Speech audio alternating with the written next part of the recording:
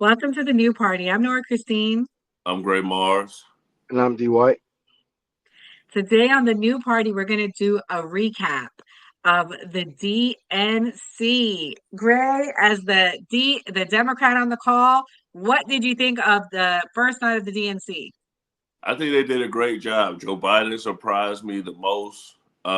They all came out with energy. They was extremely happy. It was a lot of women, a lot of minorities, so I see somebody on CNN was upset about that, one of the Republican strategists, but I think they go like give everybody a voice. So I think they starting off doing a good job. Well, we're going to talk about the DNC, but we're going to mix it in and show what was going on outside of the DNC walls. Let's look at clip number 1 and see what was happening with a cop. Fuck you, dude. You look fucked up, dude. I hate you. Fucking go home. Get a real job. God, you're a fucking kid. God, you are so fucking pathetic. Get a job. And I hope you have That's nightmares man. about the people in Chicago police. Yeah, I'm confused. You're fucking I'm very confused. Be silent about police murders. That's pathetic. Yeah. How's that fucking overtime check? Huh, pig? Fuck you, pig. You're all fucking pathetic. Fucking pig. He's just trying to work. Fucking right. And imagine them yelling in his face. Fuck these pigs. Fuck the people. Anyways. D, what do you think about that clip? I think that's a horrible clip, man. They're antagonizing this man for no reason. He's just trying to do his job. He probably has a family to feed. He isn't hurting anybody. He's just trying to keep the peace. And you gotta sit there and be belittled by a man with a bra on. That's crazy, man. This is crazy. It's tough. What do you think? I read an article. They said that they were upset because that they had to go a specific route. So I guess they were prepared for them. So they said, yeah, you can protest, but you got to go down this road. You can't go through here. You can't go through here. So I heard they broke through the interior barrier, but they never got to the next barrier. So they allowed them to protest, but they only let them protest in certain areas like that wasn't close to the actual DNC. Got it. Okay. Well, this next clip shows one of the barriers being broken.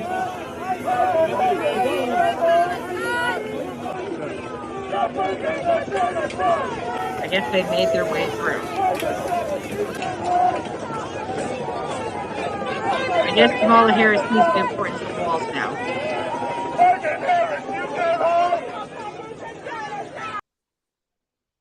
It's so funny. They believe in defund the police until it's time to protect themselves. Then they hire extra cops and extra borders and walls and fences. So funny. Oh, by the way, they had IDs. You could not get inside without an ID. But they're I thought that was against voter racist. IDs. Isn't that racist? I think it's racist. Wow. But I want to talk about what I know what D wants to talk about. I don't know if this translates into people not voting for Kamala Harris. I think young people are energized, and this issue that they're talking about is bipartisan. So if you don't want this to be happening, you wouldn't be able to vote for Trump or Kamala Harris because Trump is going to go in there. He's going to probably reinforce the same thing or amp it up. So this is a lose-lose situation, unfortunately. Right. But they did talk about a ceasefire at the DNC last night. Well, let me show you. The Palestine voters made their way in. As you guys can see, they made their way inside. You see, and they grabbed the flag from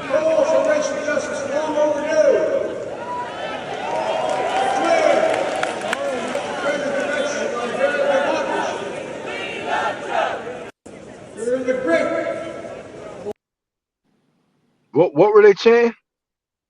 Free Palestine. Free Palestine. Oh. I'm surprised they actually made it inside. I'm not surprised because their whole party is extreme left. It's not shocking to me. I don't agree with Another thing that happened inside is your boy Roland Martin got into it. Oh, give me 1 second. No, I know. I gave you a number. So pretty much Roland Martin got into it on X with the Chicago influencer, and this is them squaring up about to fight. He got in his face. And it just shows that there's a bunch of internet thugs out there. D, if Roland Martin was talking about you, would you approach him? No, I mean, I'm a grown up now. I put those ways behind me. As long as he wasn't saying anything super derogatory, I think he I was. would. I don't know. I mean, I try my best to not let things get physical anymore. That we have real world consequences now. I have a lot to lose. And I would assume that those grown men should act a little better. Who was the guy, and why were they mad at each other? The one who I told you where I commented and a bunch of people gave me views. It's some Chicago influencer So guy. you were But involved in he's a this? Republican though. Huh? Oh, he's a Republican at DNC. Do you have a Charlie Kirk clip? Because Charlie Kirk was there too from Turning Point USA at the DNC. No, I didn't get that one, but I did get some clips. I'll play some real clips now. The real clip is Team USA coach supporting Kamala Harris. Words of the great Steph Curry. We can tell Donald Trump, night, night. Thank you. In the words of the So he was really proud about that. He's going to tell Donald Trump night, night. Well, first off, let me stand up for Steve Kerr's career. I know you don't watch basketball, but he played with Michael Jordan. He's the Golden State Warriors coach. He has a resume. He won a few championships. But he did speak last night, and I don't necessarily know if it's good for his career to get political, but he said a good speech, and it was nice to see him come out there and support Kamala Harris. What do you think, D? Yeah, I watched a bunch of it. I didn't watch the whole thing, but I did watch a bunch of it. It went on a lot longer than I expected. Like it was like, Yeah, So like well, 1 in the morning last night. We yeah. shout out to Gray Mars and myself.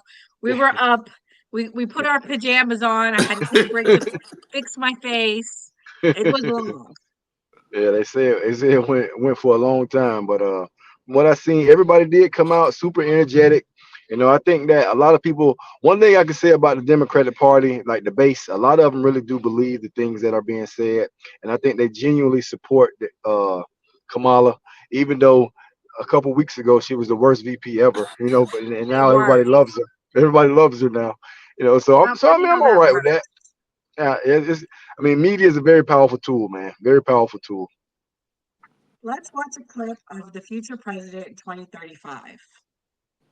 For one, am tired of hearing about how a 2-bit union buster thinks of himself as more of a patriot than the woman who fights every single day to lift working people out from under the boots of greed, trampling on our way of life.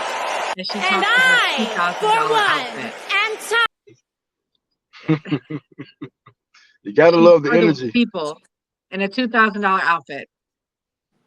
The phrase they kept using last night that I feel like they're trying to coin is corporate greed. They said that like over and over and over again. And I think the reason is so much passion for AOC because she just says the normal stuff that I think like your average person wants to hear and thinks that the government is going to actually solve for them. And I think that's the issue with like a lot of these young voters. When you get older, you're not necessarily looking for the government to solve everything. When you're younger, you're like, oh, the government can solve X, Y, can solve everything. What you think, D? Yeah, I think that's a great point. I think she does say a lot of things that the average citizen would love to hear, or a very uninformed person, that the government can just flip a switch and that it fixes all our problems. Like she was not AOC, but Kamala was talking about setting price stopping price gouging when there's no price gouging going on right now. One of her aides was on Fox News, and the lady asked her several times over and over and over, "Can you point to one thing of price gouging that you've seen?" And the lady had no answer. She just kept talking in circles, talking about other stuff. So I think Kamala falls in that very misinformed playing too, because she says a lot of stuff that sounds great. Yeah, if you can make everything cheaper, we love it. But why haven't you done it yet? If it's just that simple. Exactly. It's not just that simple. Yeah. But what is simple is something that will change this election. We have an exclusive clip of RFK's running mate making an announcement today.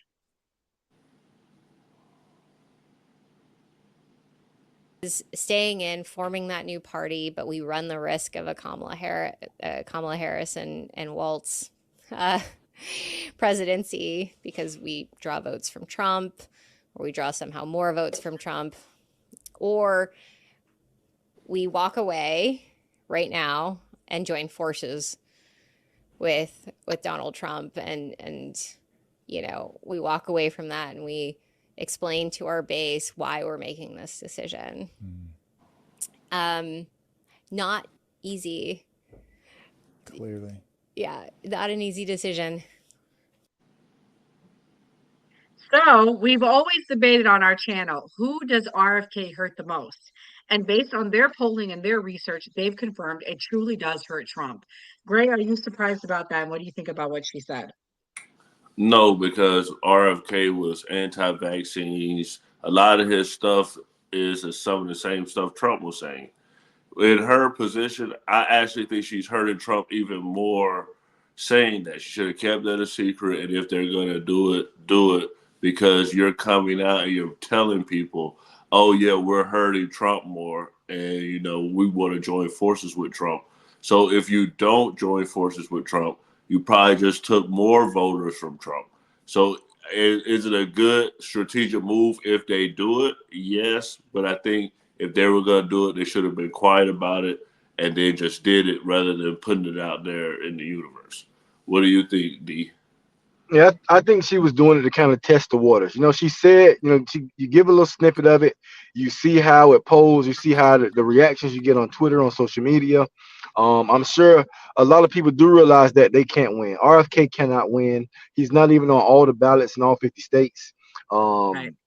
He has a huge hill to climb. There's no path for him to the White House. So at this point, all they can do is, like she said, put their big boy pants on and come up with the reality that we have to join the side. And I'm glad that they picked Trump because he's the lesser of two evils. I do not agree with 100% of Trump's policies, but I do believe he's definitely the best for this country at this particular time in life. And I don't think that there'll ever be a time where Kamala Harris is the best for our country. And me not being biased. That's my honest opinion. I think that RFK will add a lot to the ticket. We get a bunch of ex-Democrats, we get a bunch of independents, and then we get the Trump supporters who love Trump but just didn't think he was right this time. Now they're all forced to come back home and join the Republican ticket. I absolutely agree. I do think in my heart that Trump is what's best for this country. I never thought I would say this. I wouldn't have said this 4 years ago. I'm at the point where he is what's best. I don't think Kamala Harris's policies are what's best for this country. I think they are detrimental to this country. And this is exciting that he's saying that. And it's exciting that independent voters think like this because I do see a more path forward for Trump. It was looking pretty bleak to me 2 weeks ago, but it's improving.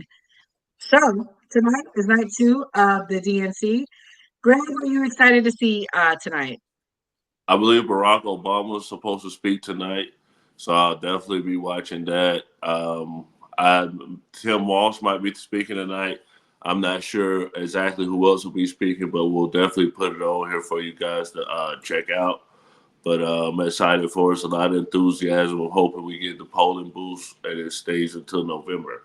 What about you, D? Obama's always been a great talker. He's very Right, eloquent. He's a wordsmith. So I'm definitely going to right. watch it just for his speech. If that's the only part of it I watch, I'm definitely going to watch that part. Um, I think that the DNC, they're actually doing a great job right now. They are, a lot of energy, a lot of people coming out support them. They had, lines and lines of people that apparently were trying to get in. I don't know if they bust them there. Allegedly that's what's going on. So I don't know, but I'll tune in tonight and catch it with you guys. Yeah, so let us know what you think in the chat. What was your favorite part of the DNC last night? What are your takeaways for this whole pro-Palestine issues going on? Is this going to hurt the left? Is it going to hurt the right? What do you guys think about RFK's running mate's announcement that they are thinking of dropping out, which is inevitably going to happen? But it is exciting that they are thinking of going to Trump's side. Gray, any closing words? No, what about you, D? I just hope that RFK does join the Trump train. That's it for me. Like, share, subscribe, always vote. Vote. Always vote.